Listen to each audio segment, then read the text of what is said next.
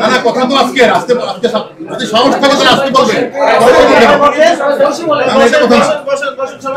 যদি বলতে পারেন আজকেই বলতে পারবেন, পরে পারবেন কি আছে। আপনারা আজকে 4 জনকে গ্রেফতার করে বলছেন যে মেট্রো রেলে তারা হামলা চালিয়েছে, তারা সবাই জাতীয়তাবাদী ছাত্র দলের নেতা এবং এই ঘটনাটি ছাত্র শিবির জামাত করেছে, বিএনপি করেছে। 5 দিন আগে এলিট ফোর্স আরিফুল ইসলাম নামে একজনকে গ্রেফতার করে তাকে ভিডিও ফুটেজে দেখিয়েছে এবং সে হচ্ছে ভিপি নূরের যে রাজনৈতিক দল তার কর্মী। আরিফুল ইসলাম মেট্রো রেলে আগুন ধরিয়েছে, আপনারা তাদের কোনো সম্পৃক্ততা পাচ্ছেন না এবং এলিট ফোর্স র‍্যাব আপনারা যাদের কথা বলছেন তাদের কোনো সম্পৃক্ততা পাচ্ছে না, তাহলে কি বৈপরীত্য আছে কেন? আপনারা কি ভিপি নূরকে বাঁচাতে চাচ্ছেন? আমি আপনাদের বলছি অন্যকে কি বললো সেটা না, এখানে যেহেতু হাজার হাজার মানুষ অংশগ্রহণ করেছে এই ধ্বংসলীলা, তারা মেট্রো রেলে কাজপাড়া এবং হাজার হাজার মানুষ অংশগ্রহণ করেছে। এখানে বিভিন্ন দলের থাকতে পারে, আমরা যাদেরকে গ্রেফতার করেছি তারা নেতৃত্ব দিয়েছে এবং তারা এই কাজটি করেছে, তারা স্বীকারোক্তি আমাদের কাছে প্রদান করেছে, আপনাদের আমরা সেটা বলেছি। আমার মনে করি এখানে অন্যান্য জামাত শিবির চক্রের গ্রুপ থাকতে পারে, সেখানে ভিপি নূরের চক্র থাকতে পারে।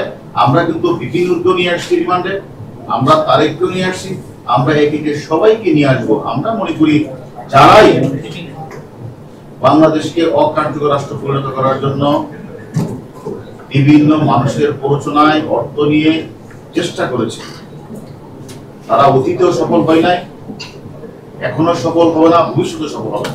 আমরা সেই লক্ষ্যেই আমরা কাজটা করছি এবং আমরা সবাইকে কিন্তু আপনি দেখেন আমরা অনেককেই গ্রেফতার করেছি এই ঘটনা যারা সংশ্লিষ্ট ছিল এবং আরো যাদের নাম আমরা পেয়েছি। আপনাদের আমরা কথা দিয়েছিলাম আমার পুলিশ ভাইয়ের উপরে যারা হামলা করেছে, হত্যা করেছে, তাদেরকে আইনের আওতায় নিয়ে আসবো। আমরা কিন্তু অনেককে নিয়ে এসেছি। আমরা সাধারণ মানুষকে যারা পিটিয়ে ঝরিয়ে হত্যা করেছে তাদের অনেককে আমরা কিন্তু আইনের আওতায় নিয়ে এসেছি।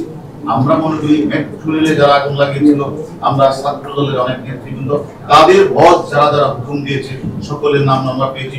সকলেই কিন্তু ম্যাক্সিমামই কিন্তু আমাদের কাছে আছে, তারা কিন্তু স্বীকার করেছে। আমি মনে করি আমরা একটা গণতান্ত্রিক সরকার ব্যবস্থায় যারা উঠা আন্দোলনের নামে অরাজকতা সৃষ্টি করতে চায়, আমরা বাংলাদেশের সাধারণ নাগরিক হিসেবে তো আপনারা ছাড়তে পারেন না, আপনারা তো ছাড়তে পারেন। যারা এই কাজটা করেছে আপনারা কিন্তু সাধারণ জনগণ হিসেবে আপনারা তাদেরকে ধরার এখতিয়ার আপনাদের আছে। আপনাদের কাছে আমার বিনীত অনুরোধ থাকবে, আমাদের আইন শৃঙ্খলা বাহিনী যেরকম ভাবে সব জায়গায় বুঝতে চেষ্টা করছে তাদেরকে গ্রেফতার করা, আপনাদের কাছে যদি সচেতন নাগরিক হিসেবে, সাংবাদিক হিসেবে তথ্য থাকে, এই সকল অপরাধীরা, এই দুর্বৃত্তরা যারা দেশকে অকার্যকর করার জন্য ঢাকা শহরে এই তাণ্ডবলীলা চালিয়েছিল, তাদের নাম নাম্বারটা যদি আপনারা প্রকাশ্যে না পারেন তুলে দিয়ে আপনারা পারলে ধরে, আমি এদেরকে সকলে মিলেই প্রতিহত করব। সাংবাদিক সাঈদকে আপনারা গ্রেফতার করেছেন, সেও কি বাংলাদেশ রাষ্ট্রকে অকার্যকর করতে চেষ্টা করেছিল? আমরা তদন্ত করছি। আরেকটা বিষয় বলি যে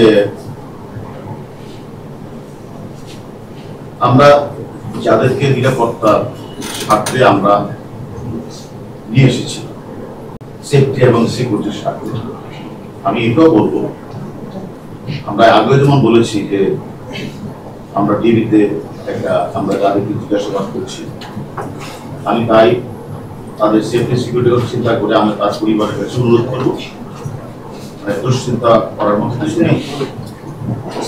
আমরা মনে করি তাদের সেফটি সিকিউরিটি আমরা দেখছি এবং তার পরিবারের জন্য নিশ্চিত সেটা আমরা তাদেরকে